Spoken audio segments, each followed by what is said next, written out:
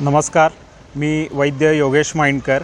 मी गेल्या 18-19 वर्षापासून सांगलीमध्ये आयुर्वेदिक प्रॅक्टिस करतो आहे। एक सहज कुतूहल म्हणून मी परवा एक प्रयोग केला। माझ्याकडे आलेल्या एका पेशंटचं ज्या बऱ्याच वर्षापासून मधुमेहासाठी औषधं घेत आहेत, तर त्यांचं रक्त मी एका सिरिंजमध्ये घेतलं, ते वेगवेगळ्या 4 बाटल्यांमध्ये भरलं आणि 4 नामांकित लॅबकडे पाठवून दिलं। या 4 लॅबचे जे रिपोर्ट आलेले आहेत त्यामध्ये खूप मोठा फरक आहे।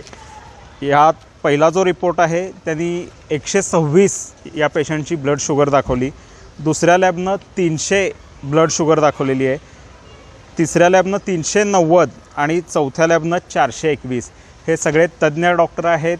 लॅब ज्या आहेत त्या खूप जुन्या लॅब आहेत, क्वालिफाईड डॉक्टर्स आहेत, पण आपल्याला रिपोर्टमध्ये 126 पासून 421 पर्यंत व्हेरिएशन आपल्याला आढळतं आहे। तर खरंच विचार करण्याची गोष्ट आहे की यातल्या कुठल्या रिपोर्टवर आता विश्वास ठेवायचा आणि कुठल्या रिपोर्टला अनुसरून आपण औषधं घ्यायची किंवा डॉक्टरनी कुठल्या रिपोर्ट खरा मानून औषधं द्यायची। या सगळ्यानंतर मी एकाच कन्क्लुजनला आलेलो आहे की या रिपोर्टमध्ये काही टेक्निकल प्रॉब्लेम्स असू शकतात, काही मॅन्युअल प्रॉब्लेम्स असू शकतात। तर या रिपोर्टच्या फार नादाला न लागता, फार रिपोर्टवर भरोसा न ठेवता तुम्ही तुमच्या स्वतःच्या शरीरावर विश्वास ठेवा। तुम्हाला काय लक्षणे दिसत आहेत, तुम्हाला काय त्रास होतो आहे, याकडं फक्त लक्ष द्या। आतल्या रिपोर्टकडं किंवा आत तुमचं शरीर काय सांगतं आहे याकडं जास्त लक्ष द्या। फार रिपोर्टच्या मागं लागू नका, असं मला इथे तुम्हाला सांगावंसं वाटतं आहे।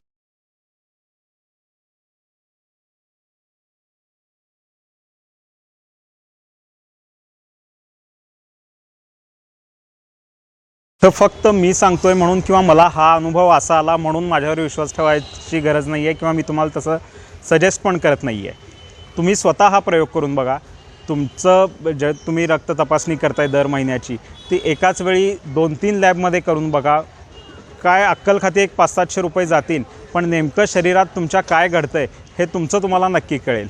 काही शंका आली तर तुमच्या जवळच्या वैद्यांशी तुम्ही संपर्क